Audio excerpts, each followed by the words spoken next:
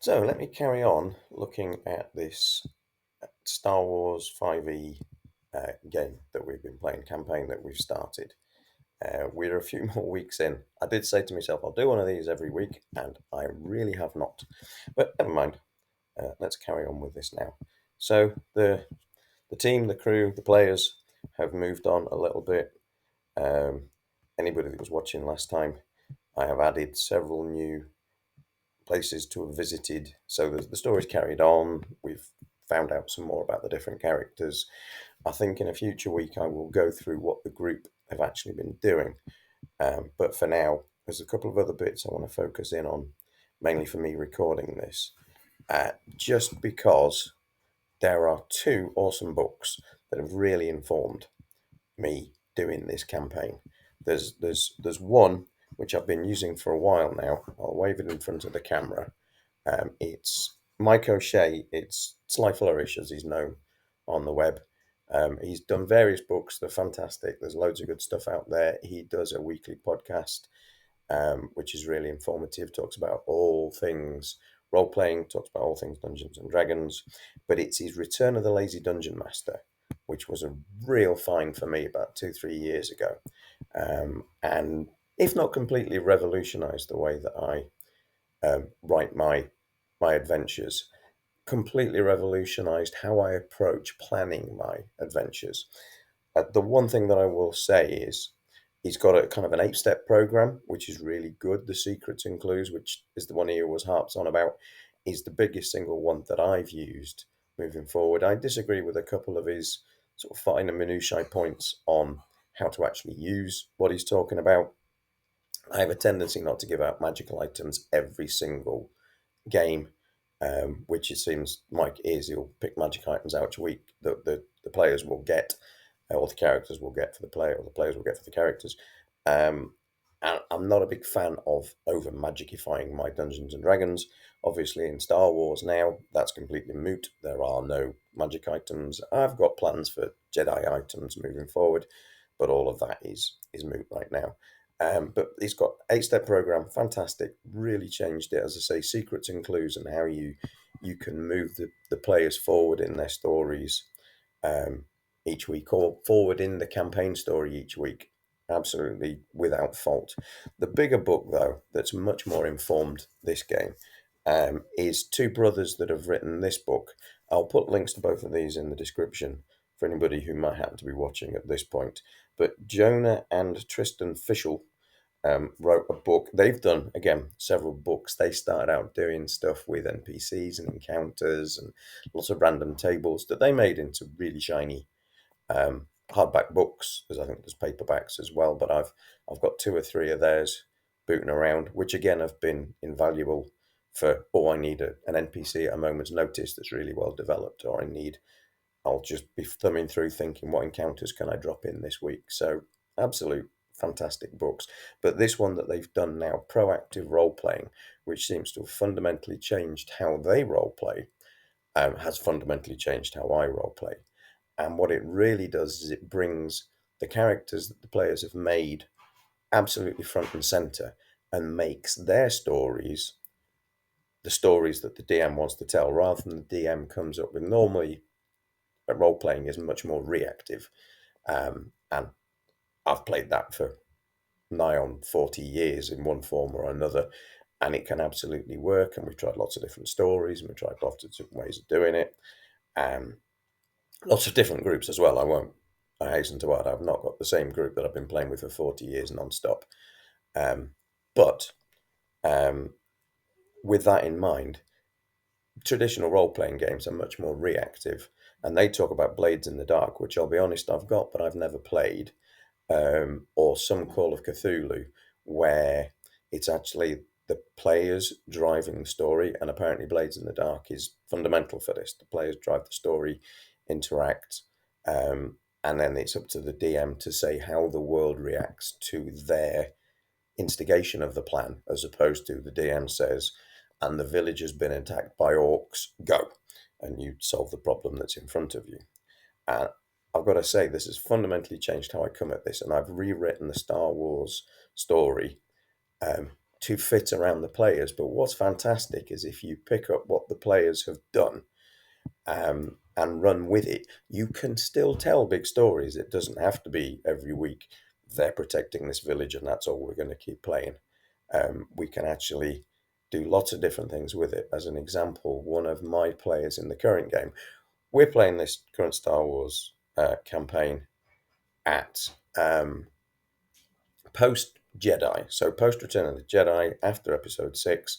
I think I've said this in my last episode, but I'll say it again now. Post Episode 6, so the Emperor's dead, but it's only a matter of weeks. So although the New Republic is starting to take over and some planets have been liberated, there's still an awful lot of upheaval in the galaxy, which means fantastic sort of playground for our players, who we've mainly written as criminals, ne'er-do-wells, etc. within it. And I can say in a future week, I will want to pick apart each player and maybe show pictures of them on screen and show what we've been doing.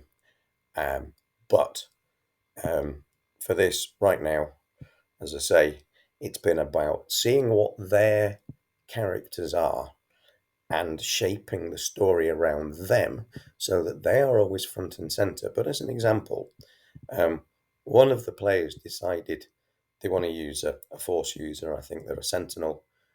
I will check at some point what Jamie's decided he's doing. But he's playing a force sensitive, and he's wanted to play it as he's an ex-Inquisitor. So during Empire Jedi, it's hinted at much more, obviously, in Star Wars Rebels.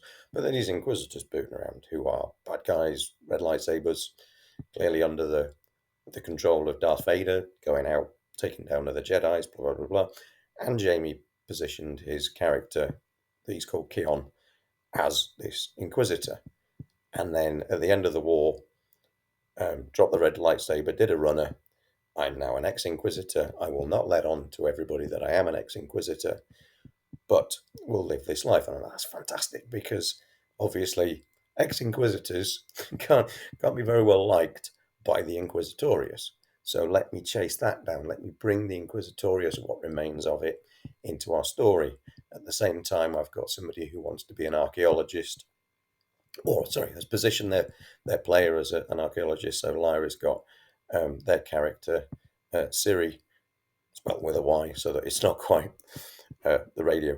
But Siri is an archaeologist, and there's a dig. And so when we came up with what planet we're playing on, which I think I said last time we were playing on, this planet Kawak, the monkey lizard, the ape lizard, etc. from. And Lyra's character is an archaeologist, so I can do archaeological digs, but obviously I can then link that to ancient Jedi, ancient Sith. Think about Star Wars Fallen Order, the game, which I've played through a couple of times on the PS, and how that's got obviously dig sites and blah blah blah, and the game will expand as the dig site moves further, and they're looking for either ancient Jedi weapons, or they're looking for ancient Sith weapons, or something like that, where I can actually, and then there can be a link between what the Inquisitorius wants for Jamie's character and what Lyra's character wants in terms of the archaeology. And this is what I've been trying to do, is find through links where I can say, brilliant, I'll join all the player stories together, and this will give me that lovely throughput, which I think is absolutely fantastic. And what that means is, as they keep playing through the levels, now progress to level 2, but they can progress obviously further levels, get to the higher levels, blah blah blah, develop the character further.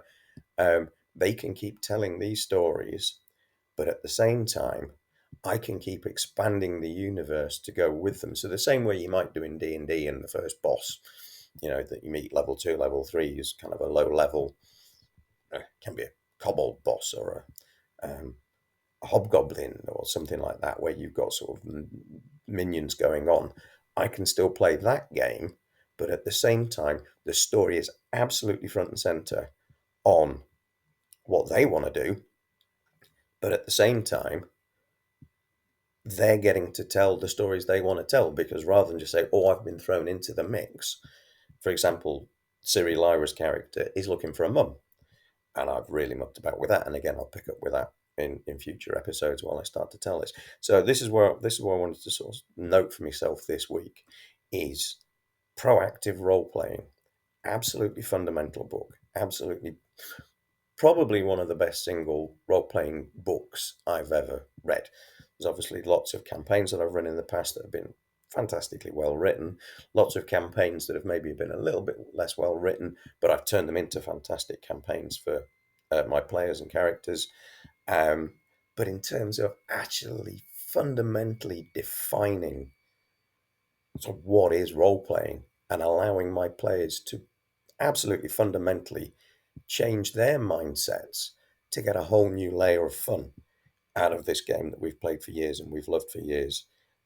This was such a big step. And the reason I wanted to record this for myself and for everybody is we've made a lot of big step changes with this new campaign. Um, as I say, moving to Star Wars 5e from D&D, everything else that we've played so far has been in D&D.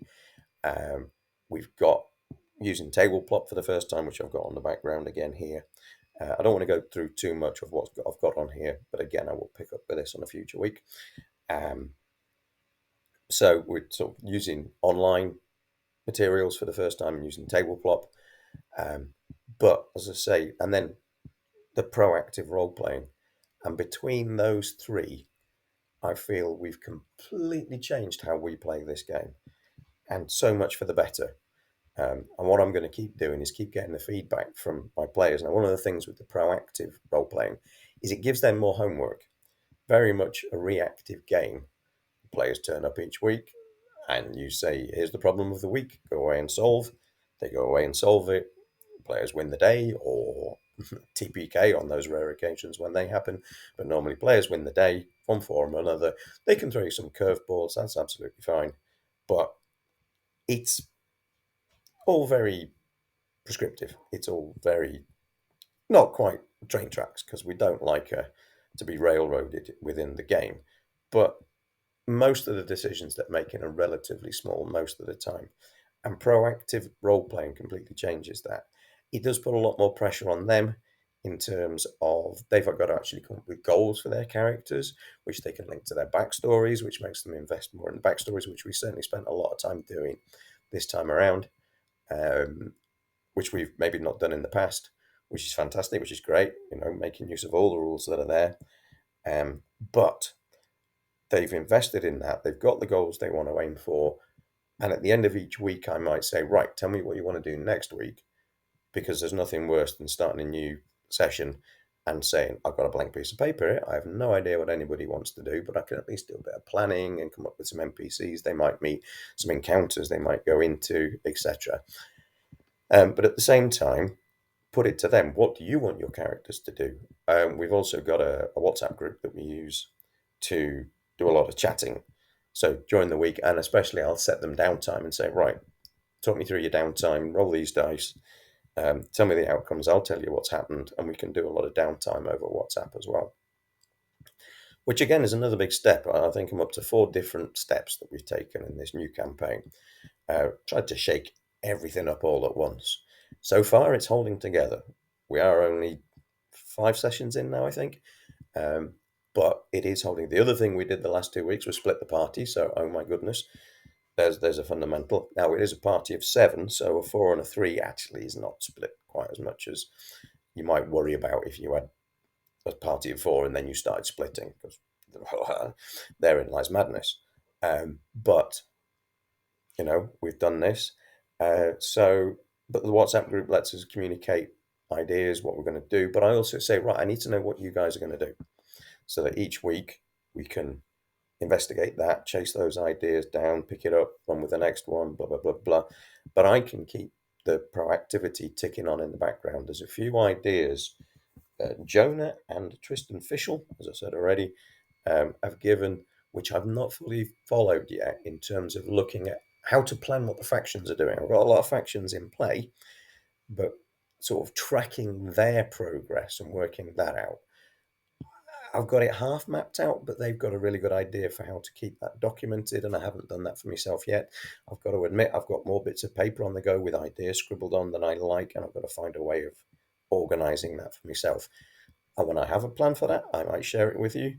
Right now, I won't share it with you because it's about 10 pieces of paper, and that's not good organisation. So, but it means that the players have got this homework that they need to do. And my lot have been really good at doing it and telling me what they want to do each week so that I can then appropriately plan, but drop in enough curveballs that it keeps them going each week. So this is where I'm up to. This is what I wanted to tell you this week. As I say, in future weeks, I will actually zoom in more. I will discuss the players. I will share what the story actually is, how we're going to chase it down. But on that note, I'm going to stop the recording now. This has been fantastic. Thank you very much for your time. I'll put the links in the description down below. Enjoy.